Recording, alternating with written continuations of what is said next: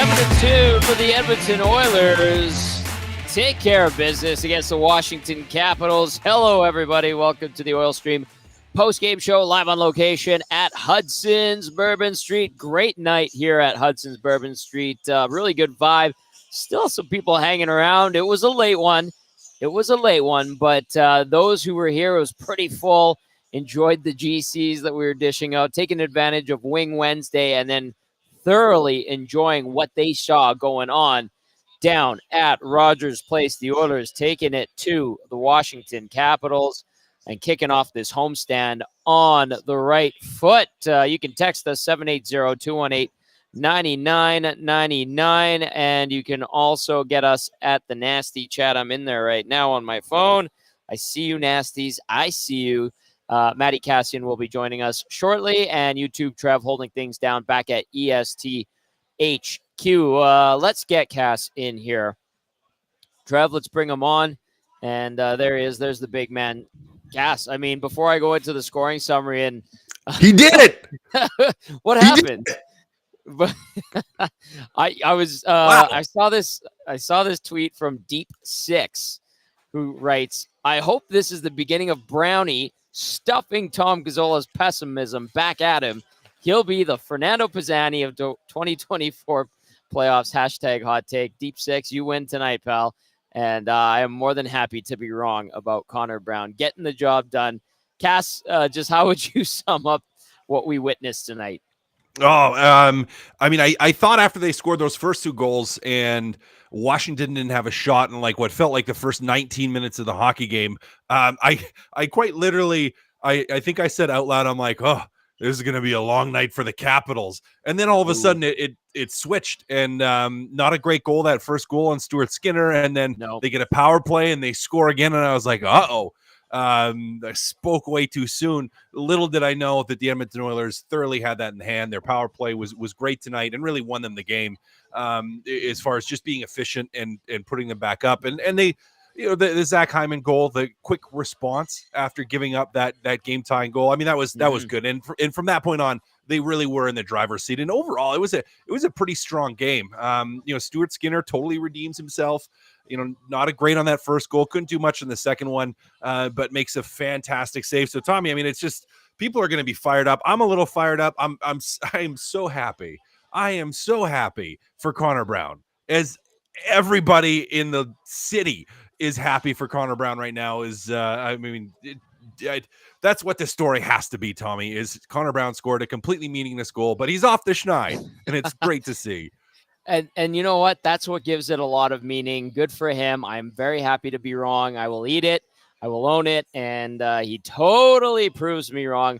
I'm not going to lie to you, Cass. There was a loud shriek in here when he scored, because people realized that it was Conor Brown and he finally got one. And I kind of laughed. I was like, oh my goodness, what a night. And so he finally gets it done. So without further ado, let's go into the scoring summary from this one. Edmonton, 7-2 winners over the Washington Capitals, starting this homestand off right. They started the period off in the first really well, and I would say right, but like Cass pointed to, things went sideways for a few minutes, but the Oilers did get everything back on track. Draisaitl picking up his 33rd goal of the season to opening things up. On the power play, Draisaitl's 33rd from Nugent Hopkins and Connor McDavid.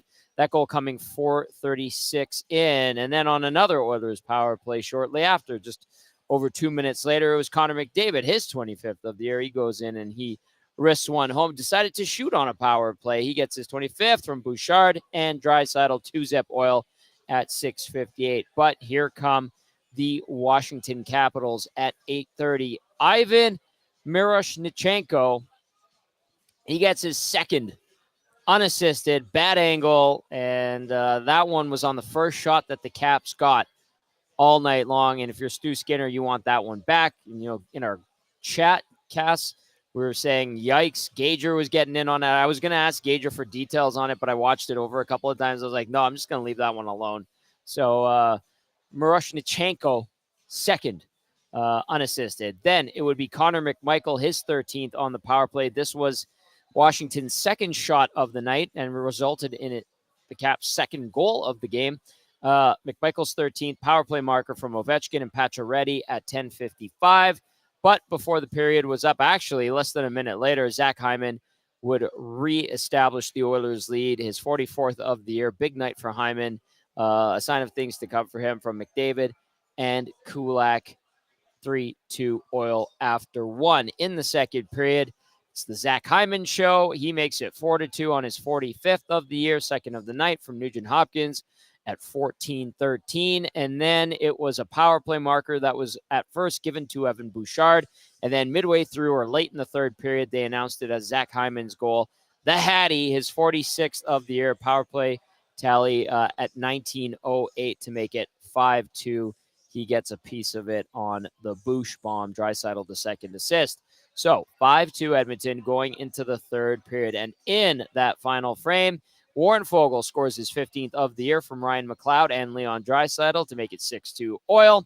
And then finally, the audible loud shriek inside Hudson's Bourbon Street because people realized it was Conor Brown scoring his first goal of the year, his first goal as a member of the Edmonton Oilers on a nice play by Evander Kane. There was a bunch of guys that quickly ran in when they heard about the goal, and they said, was it nice?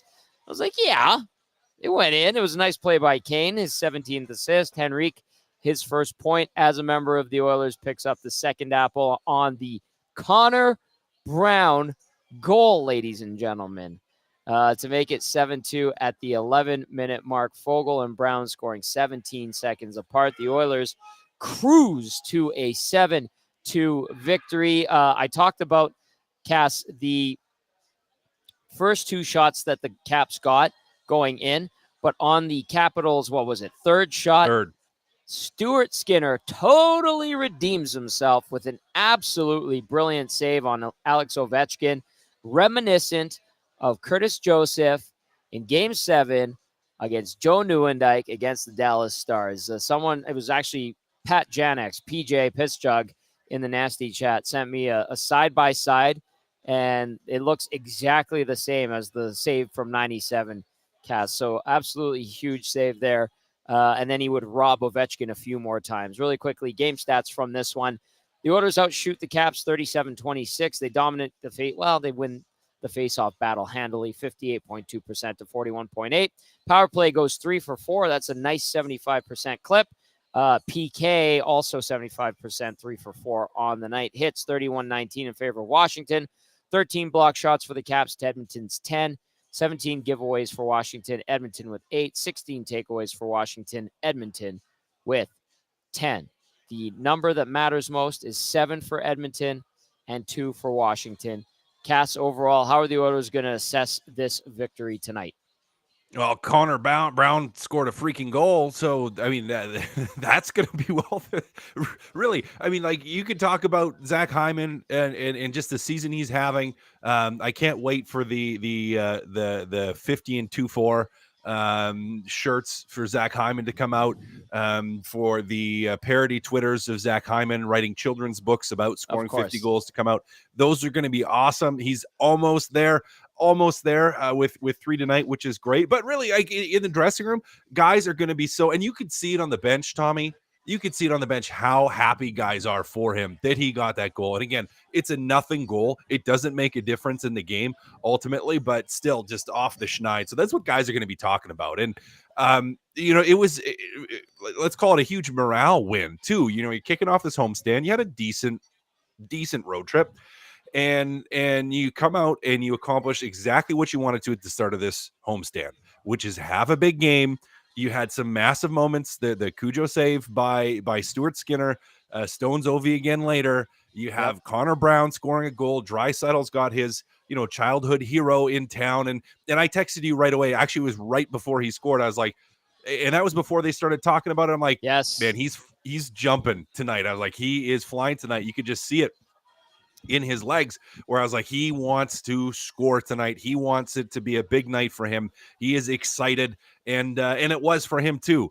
And also Connor McDavid having another multi-point night, start inching ever so close or closer to Nathan McKinnon, just inching closer as the season rolls on to try to get that Art Ross. So Tom, there's just so much.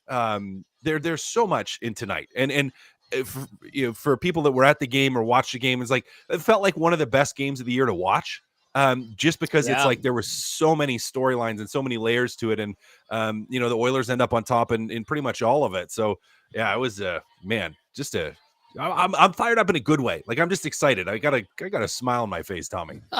You know what? It did seem like a really good vibe in the building. The vibe here at Hudson's Bourbon was excellent, and then just listening to the crowd at Rogers Place tonight, it did sound like there was a certain energy in there, and the team certainly fed into it. I'm sure it was a symbiotic type of thing. One feeds into the other, and you saw it. I was impressed when they, like, the ovation that Conor Brown received for getting that goal. I chuckled, and in a positive way, not facetiously sarcastic. It was just like, wow, like that is great to see. Yeah. That is great to see, Cass. And then the hats for the hat trick late in the third period after the goal that clinched the hat trick for Hyman was actually at the end of the second period. That was different too. It was just an interesting night where a lot of things happened. And then the saves on Ovechkin, it just seemed like that was if you were down there, it was a really, really good time. I don't know, Cass, like, have you been a part of a game where it felt like it was fun all around, and the players seemed to be getting in on the fun a little bit too? Yeah, well, yes. Yeah, I think my clearest example is the playoff game we had in Ottawa against Montreal when we had a line brawl and we all got kicked out. I mean, it was that kind of feeling where it was like it was just fun the whole night, and then it's just like it was fun in the locker room. It was fun. It's just yeah, you're smiling the whole time. Like the energy is high, the mojo's there. You win a big hockey game. There's storylines in the game, things happen, the team sticks together, you get a big win, and it's almost like one of those, in some ways you want to say like a season defining type of game, that it can be. And I mean, I for Edmonton, for how hard we are on players all the time, and fans, and we pick players and we just pick apart contracts and values and this and that. I love that everyone stood up and gave Conor Brown a standing O. Like it's just awesome. It's like it, and all the other stuff. It's because people care. They want to see the team win. They want to see you want to win a Stanley Cup. You want to be part of a successful group and be able to just lord things over friends that cheer for different teams. It's like you do it because you care, and then you just see that they care in the right way too. And that was just a cool moment. I mean, I smiled too. I just had like I said, just a big smile on my face. It was just awesome.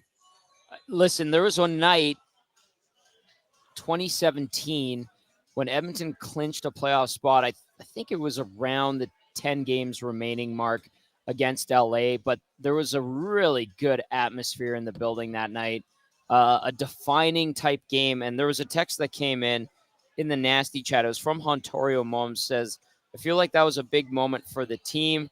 That defining type game. And so it kind of had elements of that. I feel like, even though it wasn't a divisional opponent, even though it wasn't a clinching game for a playoff spot, but the things that did occur really fed into that defining type game, Cass. If that does seem far-fetched, please tell me, but no. I think it seemed that way, at least. No, it seems that way. I would agree. It's the same sort of feeling to it, right? Where again, it's just like not one person that was an Oilers fan left that building unhappy tonight. And if they did, it was for something not to do with the hockey game. Right. 780-218-9999. If you're listening, whether it's on iHeartRadio, TuneIn, or our EST audio stream on EdmontonSportsTalk.com. And then if you're watching on YouTube, keep the text coming in on the nasty chat. I see a lot of them. Todd Gack says, remember when they put Brown ahead of Hyman in October? That was fun. Well, that didn't last long either, Todd Gack. Again, one of the best handles in the nasty chat for sure. Let's go to the inbox here, 780-218-9999. Also hit that thumbs up button. If you are watching, oh my goodness, there are a lot of texts tonight. People are fired up about that one. Okay, here we go. Naughty Possum says, the wave started at 13:03 at the 5-2 mark with the lead. I guess it's okay. Thank you for that, Naughty Possum, on the update on the wave. Chris from Fort Mac says, only took Brownie 62 games to finally get one. It was his 55th game of the season. But yes, the Oilers did have they were waiting for that one for a really, really long time. Let's go to this one. Sask River Pirate says, Conor Brown off the Schneid song. Yes, that's coming up tomorrow on the Nielsen show.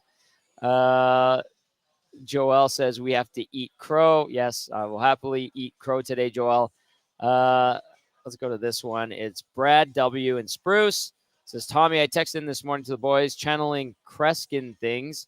I knew Brown would score tonight. Amazing by the crowd after. Heartfelt, Brad W. from Spruce Grove.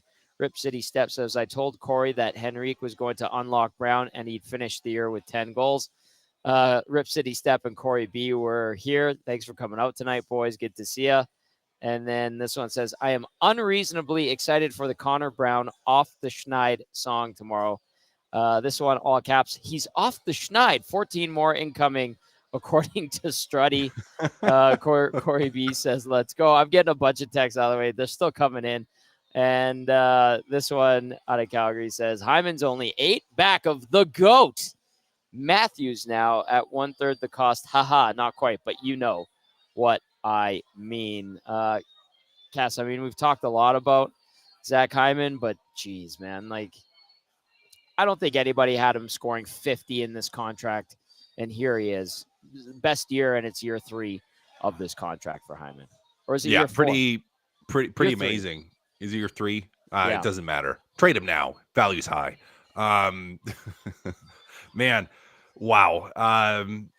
I've said it before on this show, and I say it to people when I talk to them, you know, every kid wants to be Connor McDavid, but most kids aren't going to be talented enough to be Connor McDavid. I mean, he's a one in a multi-generation talent.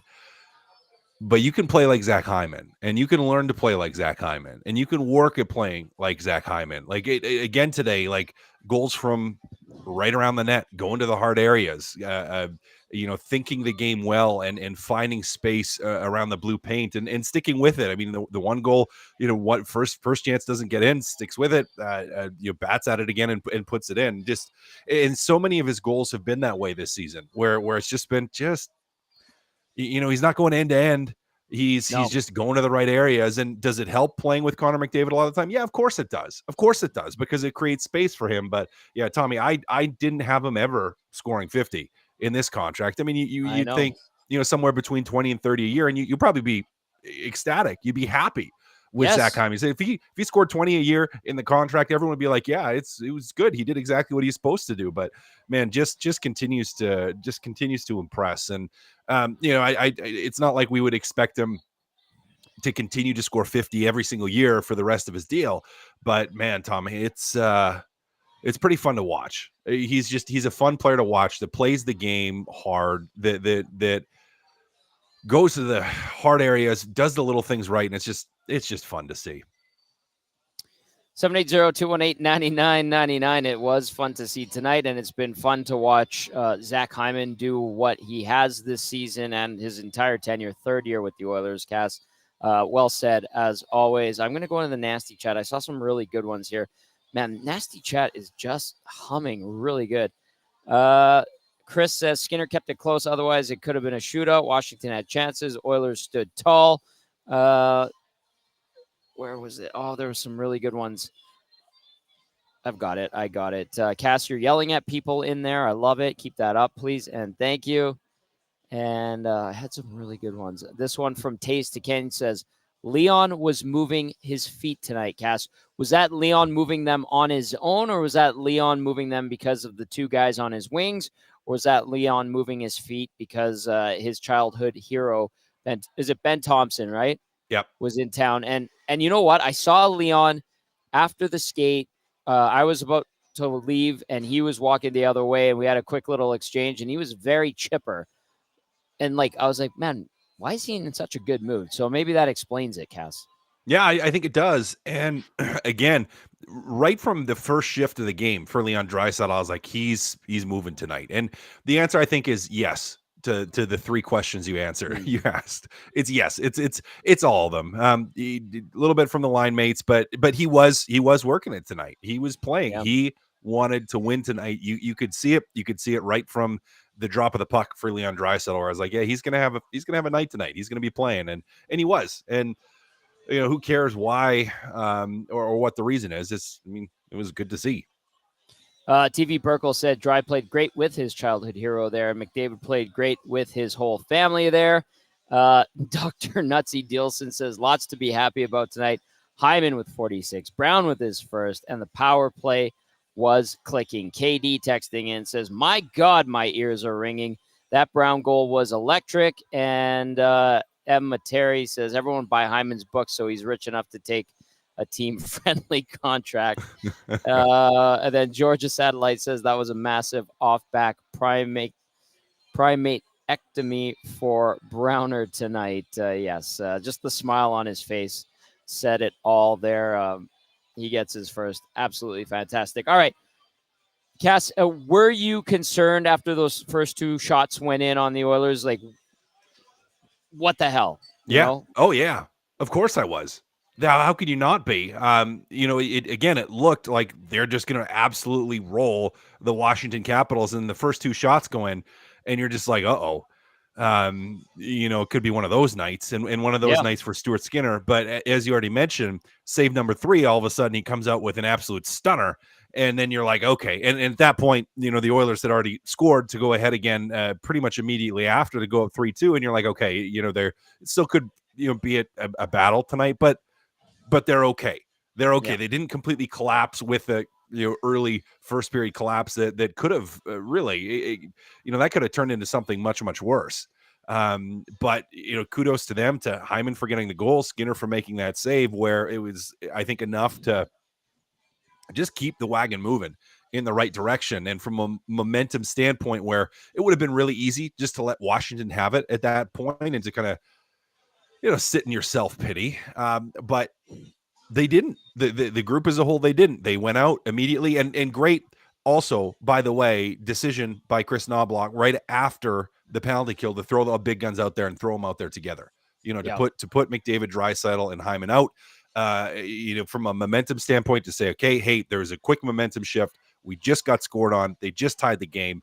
Let's go get something back. And they answer immediately, which was great. So it was really a great job by the Edmonton Oilers to respond to a situation that was less than ideal with giving up 2 goals on 2 shots.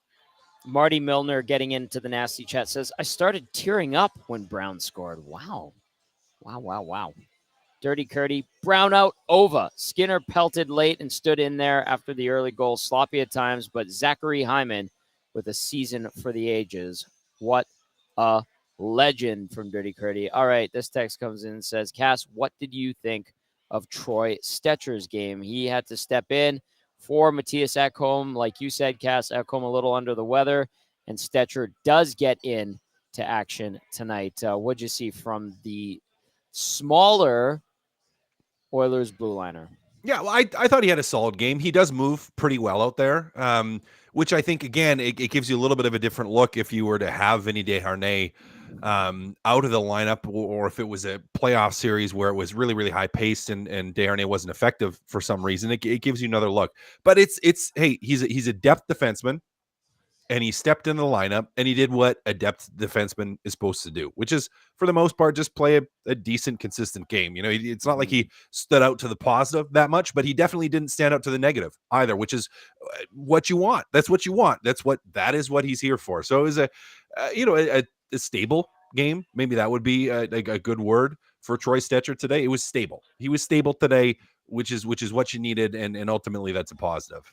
Stecher, if you're wondering, 5 hits, 1 shot, 13:33 time on ice, 4 penalty minutes, and no points, and an even rating as he makes his Oilers debut. I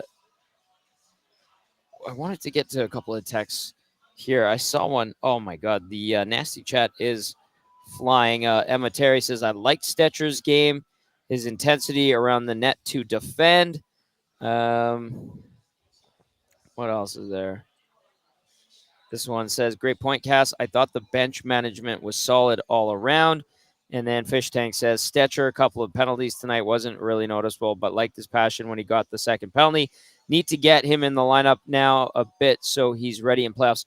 What is that first game like, Cass, when you come to a new team?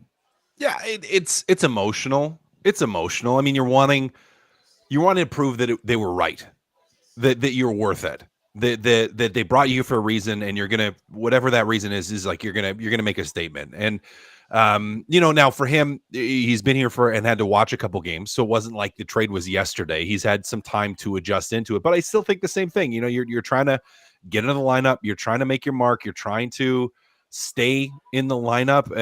So yeah, it's emotional. And I think you kind of see that with some of how you mentioned the defending around the net, where he seemed like he really wanted to, and rightfully so, because he wanted to have an impact and he wanted to play well. And again, for the most part, I thought he was good, thought he was fine, thought he was safe, which is what you want. So that emotion can get you, and different guys are going to handle it different ways.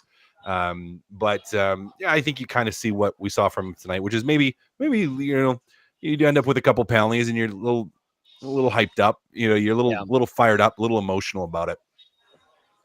This text comes in from Mike in Thunder Bay. Says, Tom, I had some joke about Mikko Koskinen being in net early and being pulled for Skinner, but none of that matters. Conor bleeping Brown. So glad I stayed up to bear witness. I guess you can go back to having Jack Campbell as your most hated player. Just kidding. Sleep well, oil country. We all know Conor Brown will. Mike in Thunder Bay. Oh, my God. Taking a page out of Smitty the Welder's book. Thanks, Mike in Thunder Bay. Have yourself a nice night. Thank you for staying up late, because it's 1:30 in the morning out in Thunder Bay right now. This text from Calgary Glenn says, Tommy, 2 words, Conor effing Brown. I guess that's 3.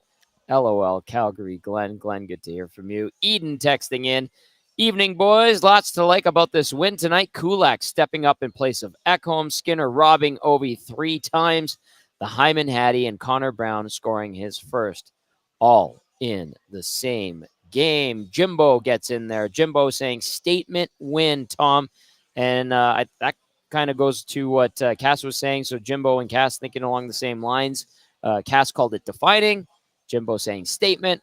Great to see Browner off the schneid, says Jimbo. I liked and looked like a great game to attend in person. Another win streak incoming. Let's go. And then Peter says, what a deadline ad Conor Brown was. Genius move by Holland.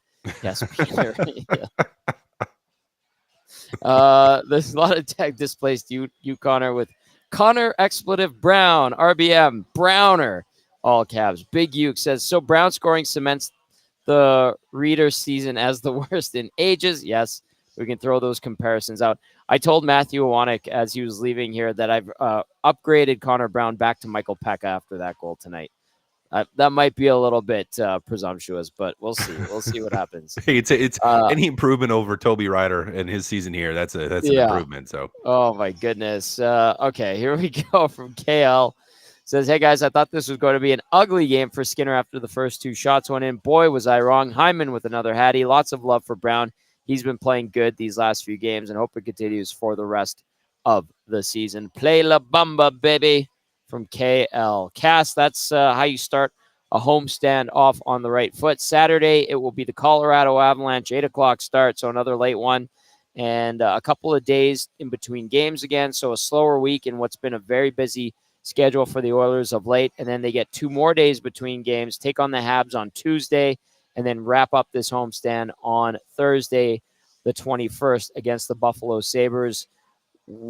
Can you take anything? What do you take from this game? How do you implement it into Saturday's game against an Avalanche team that's probably going to give you a way stiffer challenge than what you got from the Caps tonight?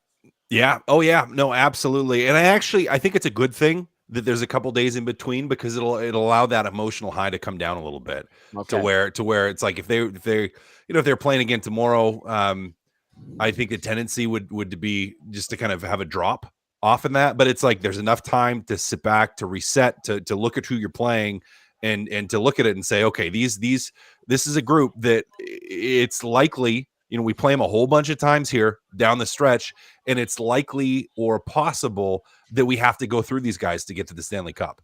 And they're definitely one of the contenders, and it's going to be a game. And so I do think that having a couple days here, again, it's good just to be able to bring them down a little bit. Otherwise, I would be concerned about having too much of an emotional high, because it's an emotional high. It is tonight. Again, there was so much that happened for that team and for the guys in that locker room where, they're going to be fired up, and the tendency would be to maybe take a deep breath after that, and they kind of naturally have it to be able to reset before playing Colorado, which is going to be should be a really fun game on Saturday. Hey, Avs have just rattled off their 5th straight win, beating Vancouver tonight 4-3 in OT. Colorado will ride into Edmonton with a 16-14-5 road record. They've just been money at home, 26-6 so far this season. Overall, the Avs now ahead or tied with Dallas, but they do sit ahead with more wins of the Stars. So first place in the Central Division, 42-20-5 is Colorado's record. So they're starting to ascend at the right time of year.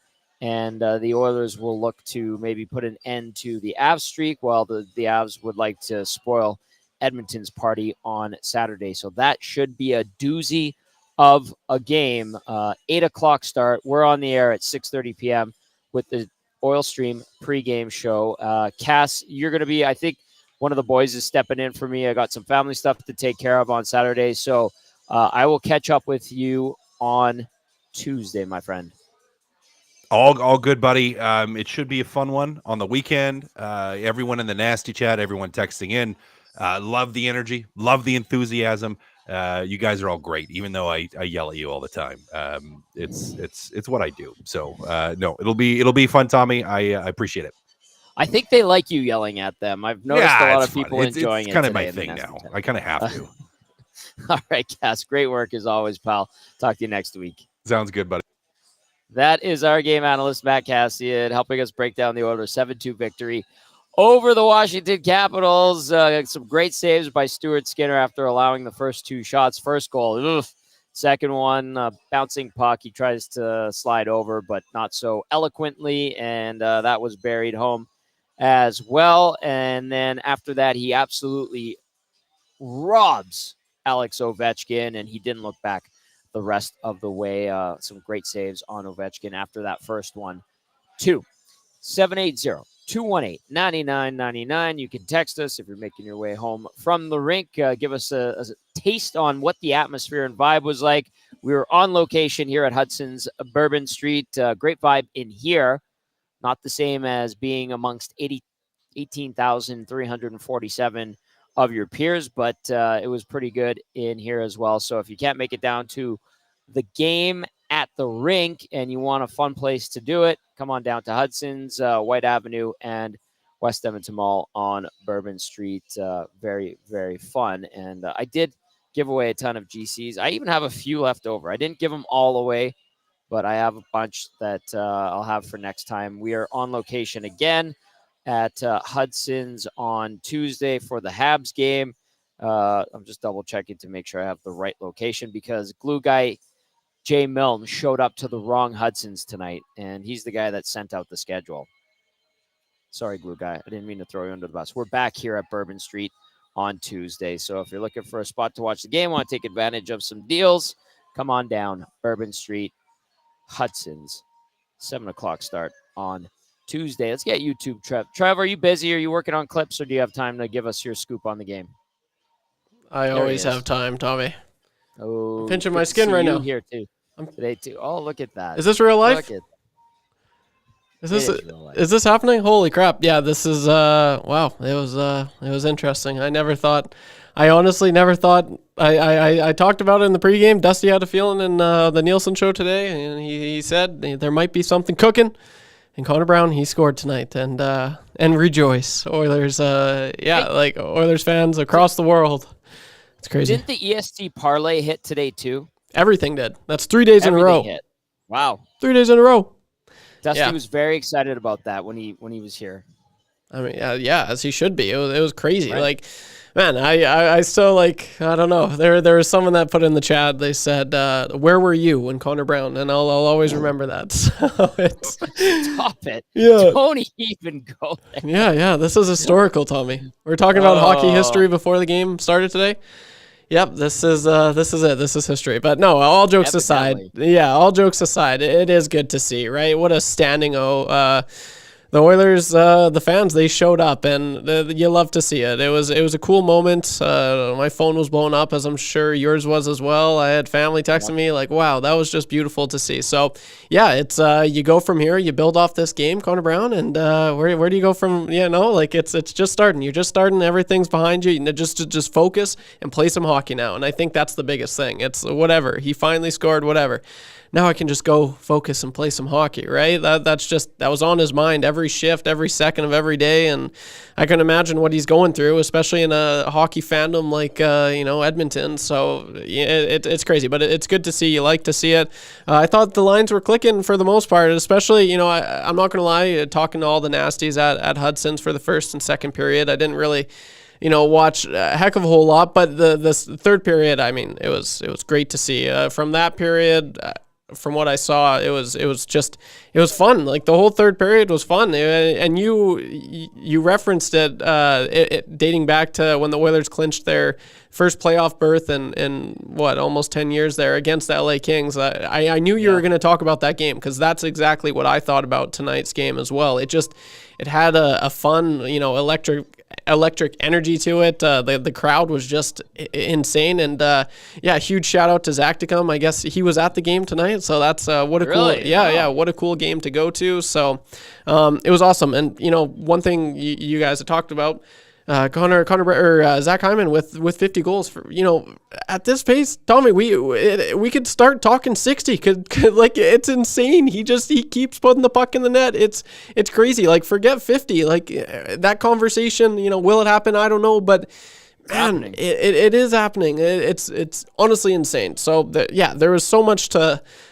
like, besides Stuart Skinner's, but like that in and of itself was also really cool, right? 2 for 2, the first 2 goals or 2 shots he let in, like that wasn't fun. Yeah. And then he just looked so good. He made some huge saves, so it was awesome. But yeah, I mean, the end of the day, Conor Brown scores. It's pretty cool, Tommy. So I just had a lot to say, as I'm sure did Cass and you as well, and all the nasties, like you said. It's just buzzing. It's pretty cool. Well said, YouTube Trev. I like your energy tonight. Very good. Thanks, Very buddy. Good. Tango wants to know who were the 3 stars. They were Zach Hyman, number 1, Leon Draisaitl, 2nd star, and then Connor McDavid, 3rd star. And if you're going, who the heck picked those? Sportsnet picked them. So there you go, Tango. That is your answer. And keep those texts coming in, 780-218-9999. We're going to get to some clips right away. The Oilers 7-2 winners over the Washington Capitals. Carmen via the Nasty Chat says, I love how, despite all the struggles with Brown, it was great to see him not complain, slam his stick, or become lazy. He gave it his all every shift. Yes, he has a good attitude, and he stuck with it. And it took him 55 games this year to finally get one. And I think the reaction he had when he scored was just like, oh, finally. And then a big smile. You saw Chris Knoblauch go over and talk to him a little bit. And you got to feel good for a guy that hadn't scored since, March of 2022. Tough that he had his knee blown out last year early in the season as a member of the Capitals. And he finally gets a little bit of redemption. So very nice to see for Conor Brown. Ken texting in says, guys, even I was happy to eat my words on Brown. I was convinced he was the second coming of Toby Reeder, and the Nasties will finally get to hear Brown's goal song that Dusty has been keeping under wraps. Ken, listen, you're not the only one that didn't think that Brown would score, so you are not alone, my friend.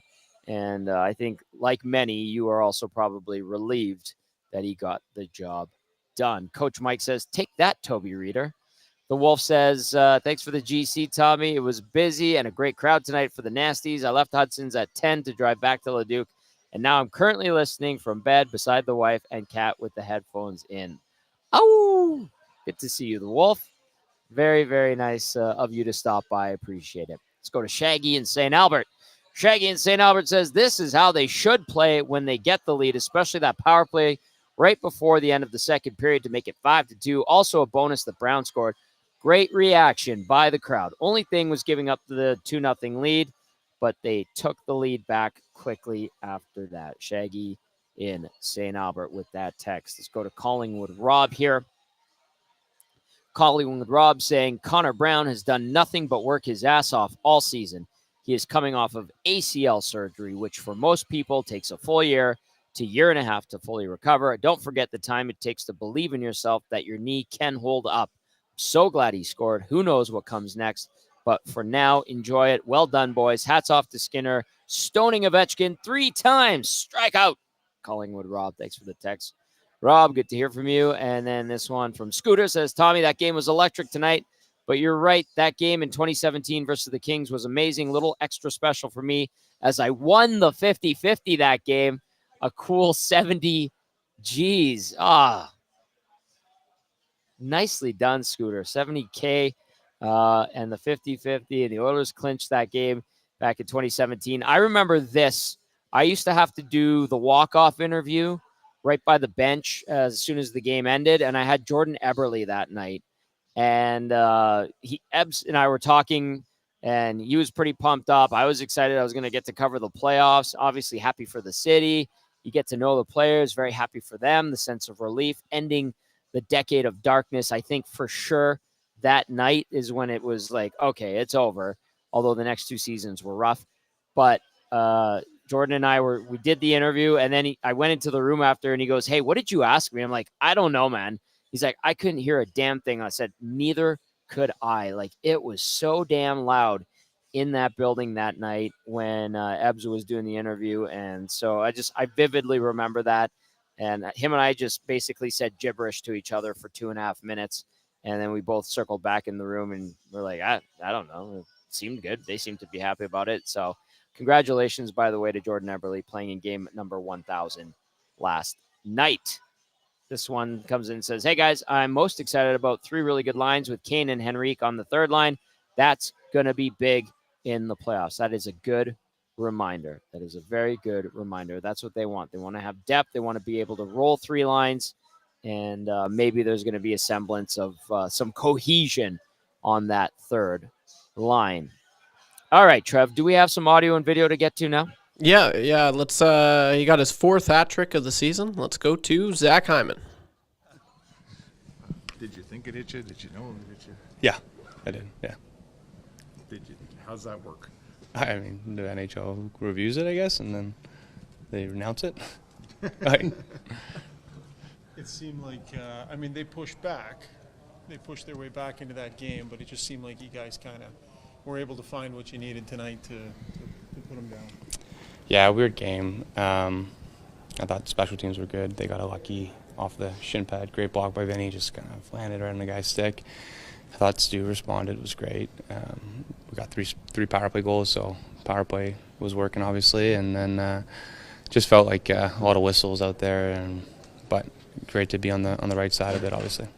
Over the years, I'm sure you've had different guys go through different struggles, and his teammates you kind of support. But what have you seen from Conor Brown with this thing this year, and what's that like for you guys to have that happen? I mean, pretty special for him to get that goal. Obviously, the building was loud. Like, I think one of the louder times I've seen the building. So obviously, I think everybody was really happy for him. Oilers fans are really happy for him. It's not easy coming to a new team, coming off an injury, and there's so many looks that should have gone in for him, I think. And for whatever reason, hockey's a funny game with bounces and things like that. Just took something like that for him to get one, and I'm sure we'll be seeing a lot more from him. I've played with him a long time. He's a really good player who can score. So first of many for him in this jersey. Something that seemed to really just gets the whole group excited. Everybody feels good about it. It's one of those things that can kind of build on in a weird way. Yeah, you want to see your teammates succeed, and you want to see your teammates happy, and obviously it's hard when you haven't scored and you're playing well, but it's just not going in.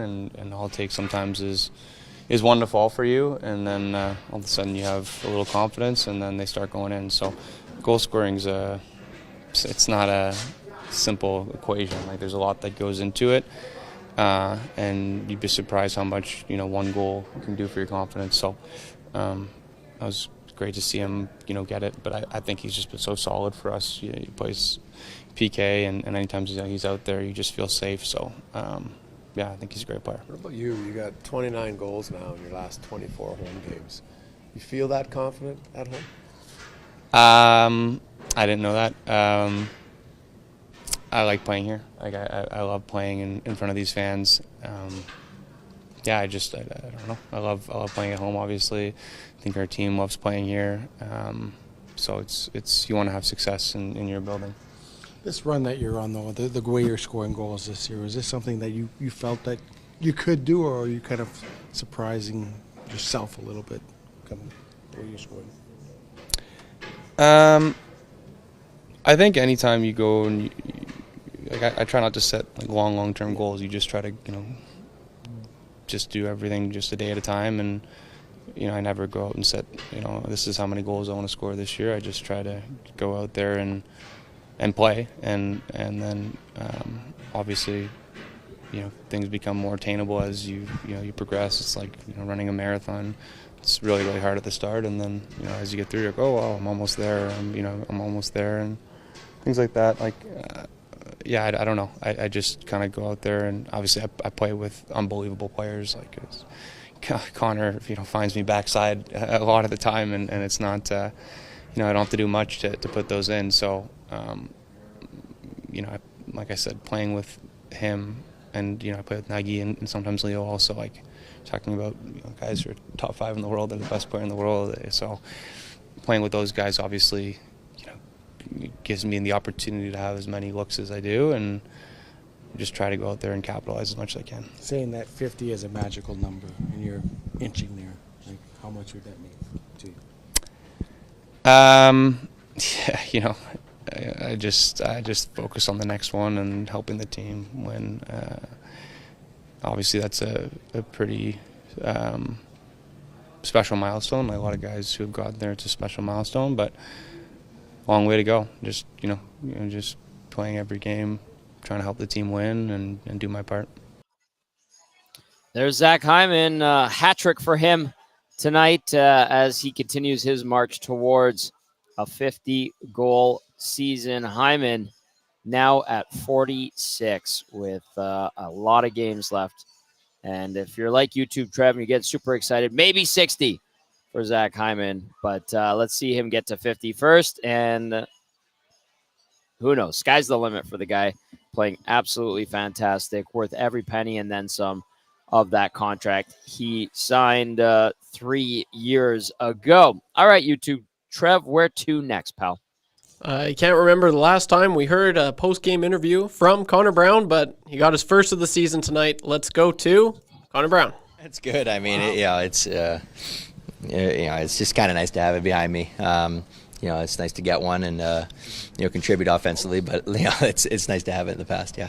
What did you think of the reaction of the fans? It looked like everybody was so happy. Yeah, it meant a lot. I mean, you play in a big market like this. They're aware of the storylines, and it means a lot. Obviously, it's been a struggle this year offensively. I haven't been able to get one to go, and so obviously for their kind of support to shine through there, and obviously they're rooting for me. So it was a good feeling. It's been like people pay attention in this town, and they know these storylines, like you just said. Yeah.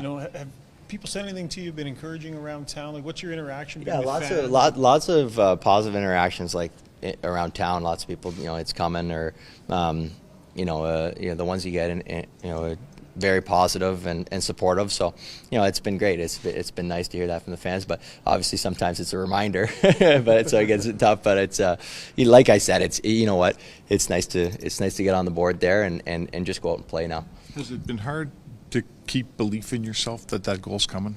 Have you had nights when you thought, man? Well, no. I mean, it's the challenge, obviously, but I believed in myself. I know that I was just focused on feeling better, getting faster, stronger, playing better, and I know that I'm around the net enough that one's going to pop in, and then I know that I can build from that and gain some confidence with the puck in the scoring areas, and so it's nice to get that now in the right time of year and start rolling. Well, you've found a niche in the team, and you've got a role, and you're playing a regular shift and all those things. You didn't come here to score 50. No one expected that, but it's still difficult when you're an NHL guy getting this much ice time not to score. Like, I know goal scoring is not a huge part of your game, but does it become a bigger part when it doesn't go in? Well, I've scored 20 multiple times in my career, so I would say it is a big part of my game. So, I never was just, never just okay with not scoring. I wasn't, sufficient with just kind of, letting these big boys take the load and not trying to contribute. I'm trying to score every night, and it'll be that way moving forward and into the playoffs. What's the message from the coaching staff through this? Because Chris has, we asked him about you, and he's always talked about the role you have and how valuable the kill is. And how's he sort of been with you through this? Nauber's been great. He's been great with me.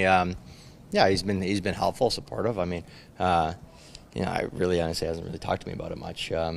Just kind of conversations I have with him are kind of within my role in the team and what's kind of needed out of me and this team, and that's kind of where our conversation's been. You said you've scored 20 twice, but have you ever had a reaction from the crowd after a goal? Like, it wasn't just right the goal afterwards. It's I saw you even voice, okay, let's play. Like, it was almost where you're a little sheepish as they just kept cheering. I scored a big one in Toronto at the end of the year, my rookie season for my 20th, and it was a pretty big thing. But I think that one would take the cake. It's amazing, obviously, when you kind of get that feeling of.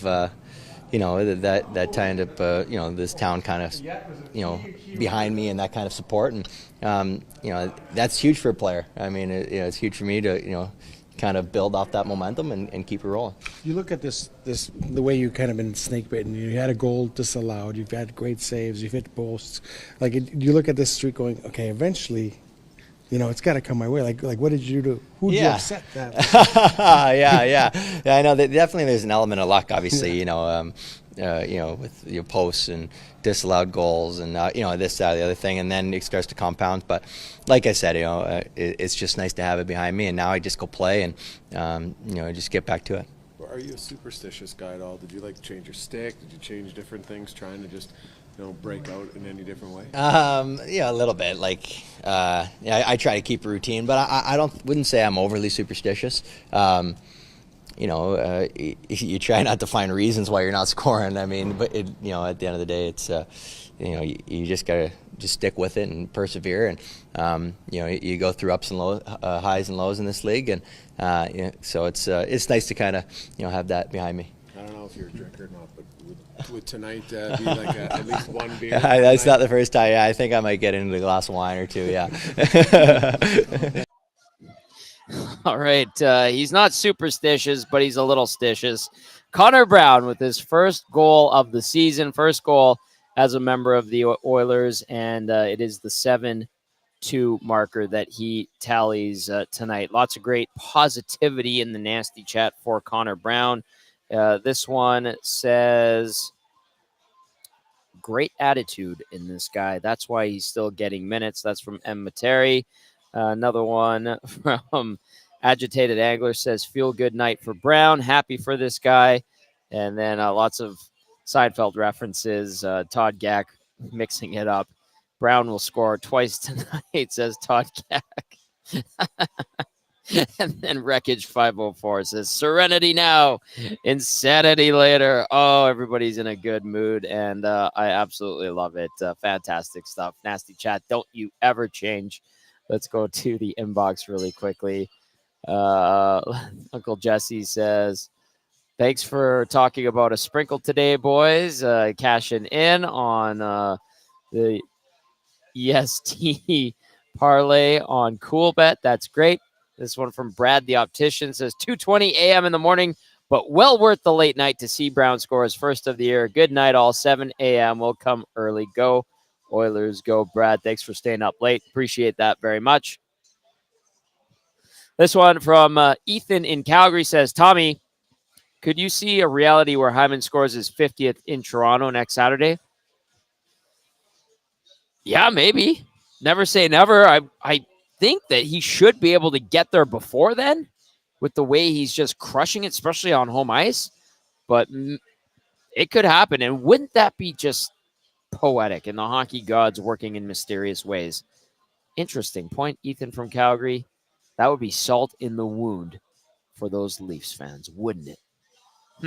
We'll see how it plays out. All right, YouTube, Trev, do we have any more audio video to get to? Yes, we do. He was buzzing all night long. Got 1 goal, 3 assists. Let's go to Leon Draisaitl. Season there and the reaction from the crowd. Yeah, it's pretty cool to see. Obviously it hasn't been, an easy couple of years for him. But I actually think he's been playing some amazing hockey, and sometimes, unfortunately, it just gets harder and harder as times go on, right? But very happy to see him score.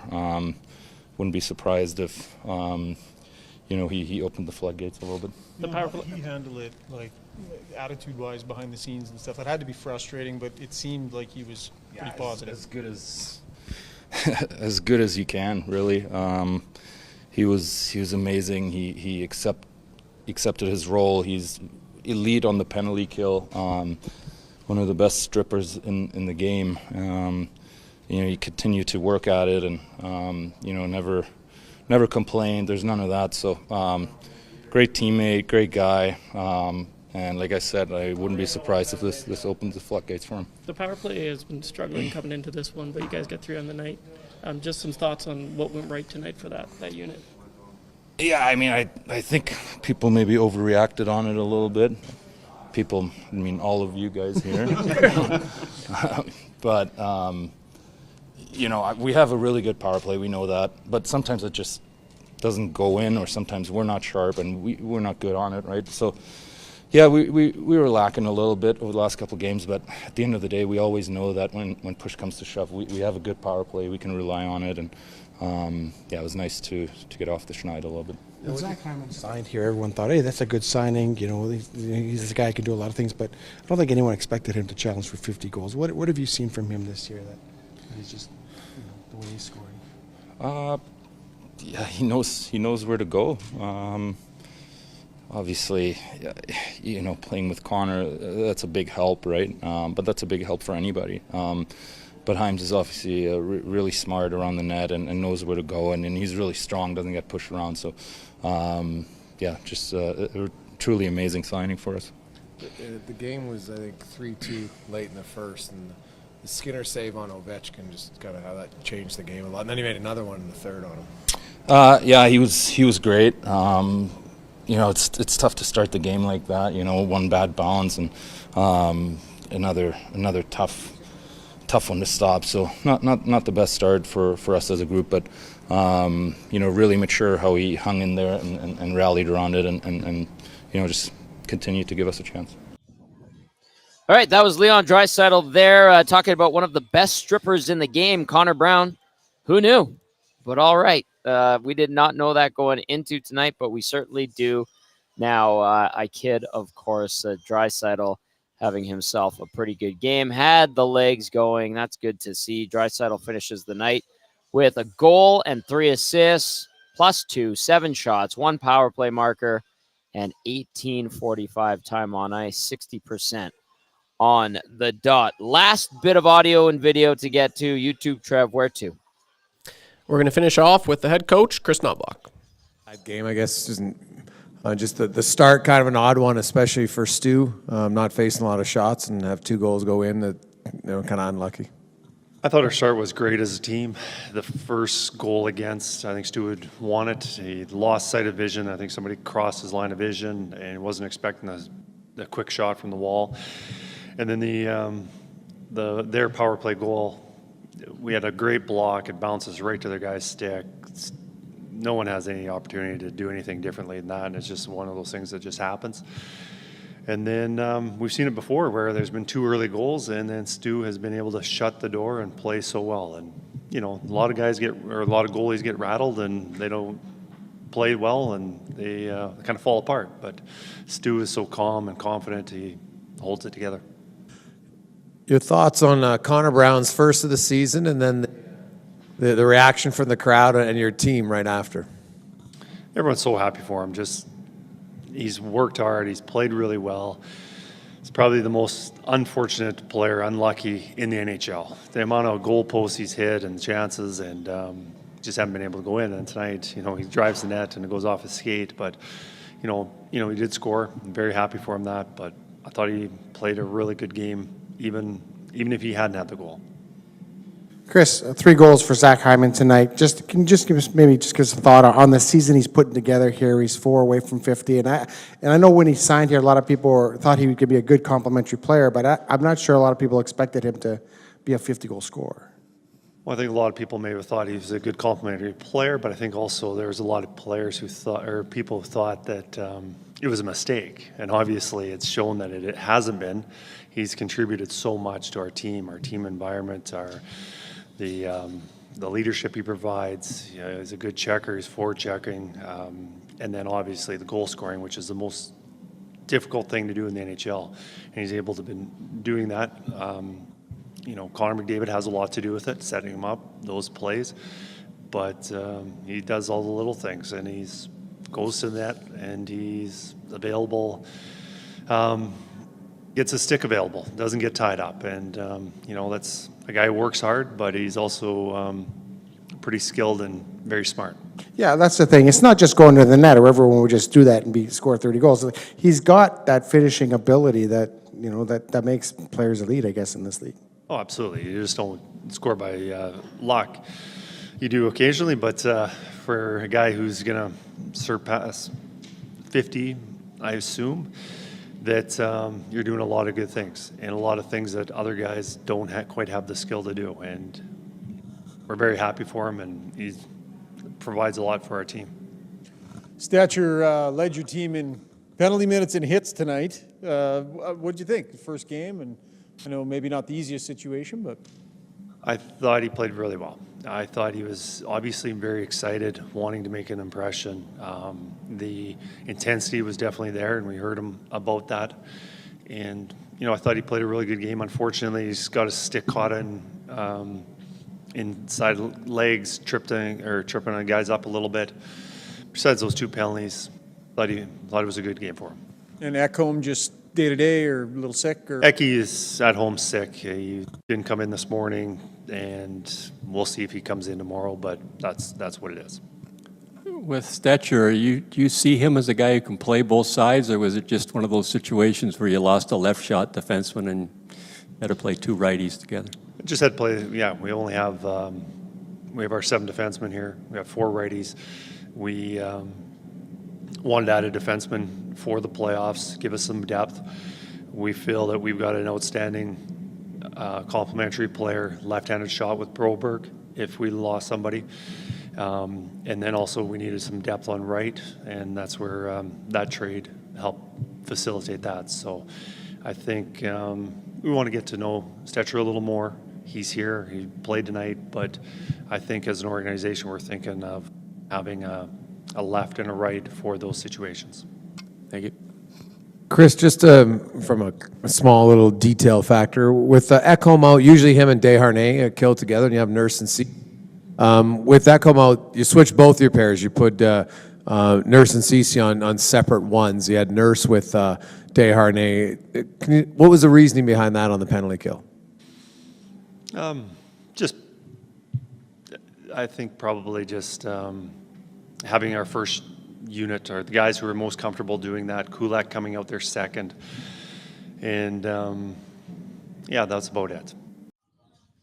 All right, there was Chris Knoblauch following his team's 7-2 victory over the Washington Capitals. One thing late he said there that is interesting. He said ideally they'd like to have a left shot and a right shot guy on defense available in case someone goes down, like Ekholm today, sick. He confirmed that today. That's why they had to put Stecher in.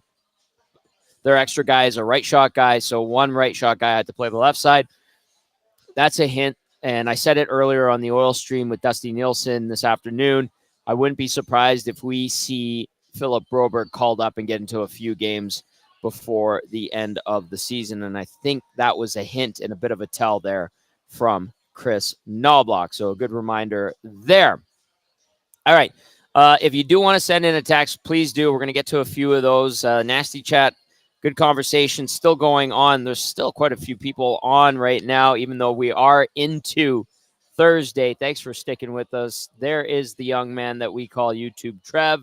It's time for him to get to work, and this is the most important part of the show. It is the player of the game, brought to you by Damon Bunting Remax Elite. Damon Bunting, consistent top producing realtor in Greater Edmonton and among Remax Realtors. He and his team would love to help you find that right home or make the move from your current home.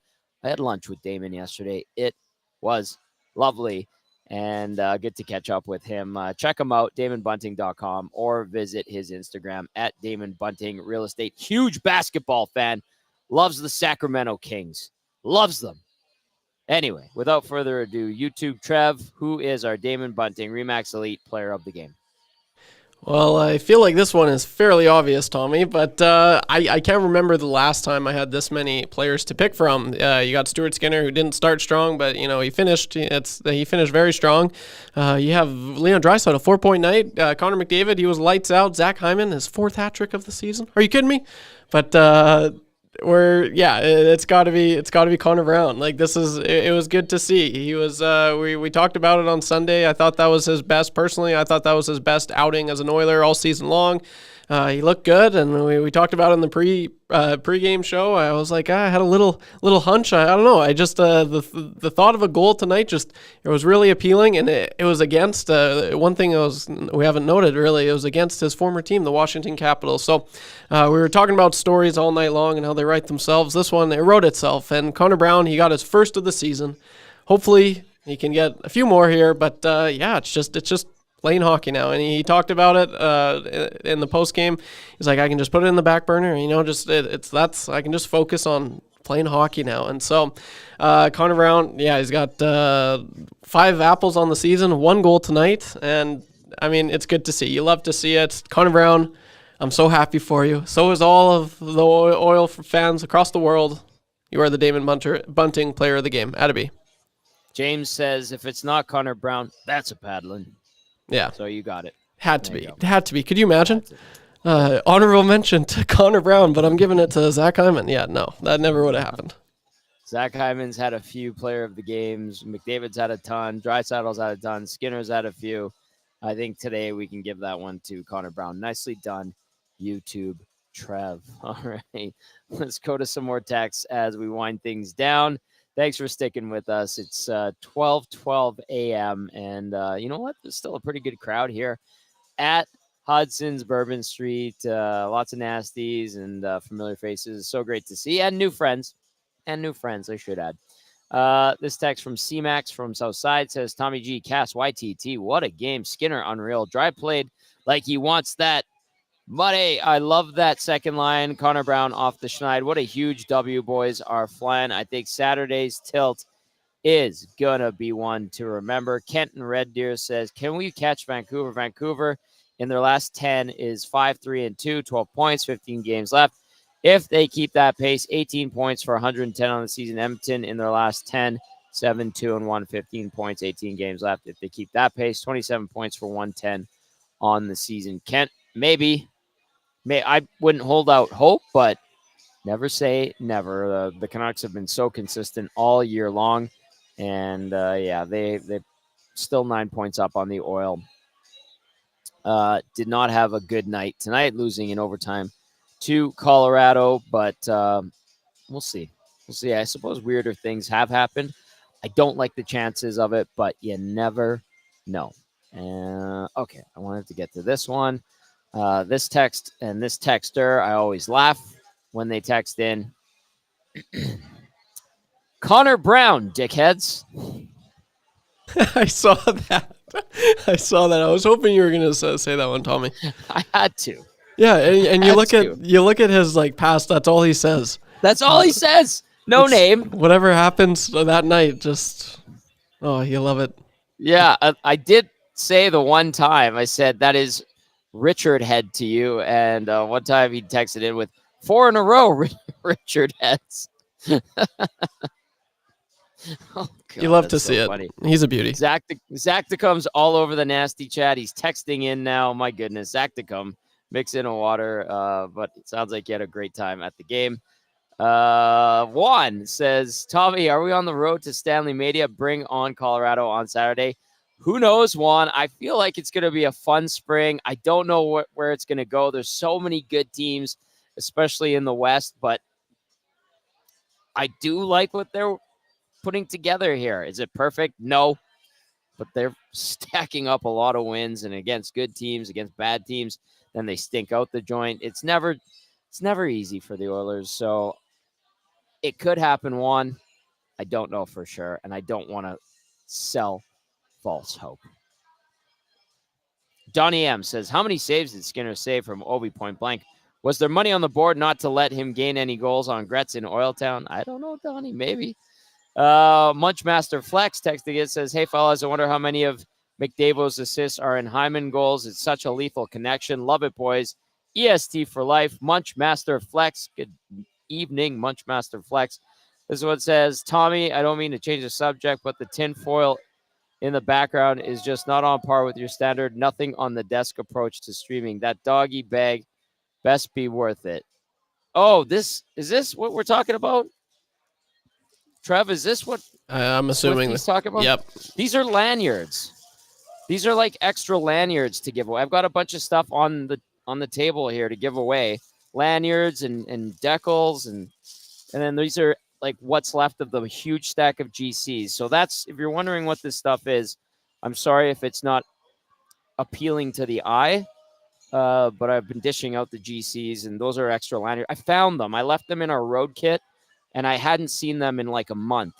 And today I was digging through the road kit, and I found them, and I was like, oh, there they are. And even Iwanek was like, oh, where was that? And I accidentally put them in the wrong bag.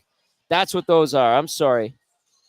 I'm sorry there, Swifty, but that's what that is. That's what that is. And it's not aesthetically nice, but I'm trying. I'm trying, Swifty. All right, last text goes to Lebanon Dawn. Says, the HBK line has arrived. Fun night.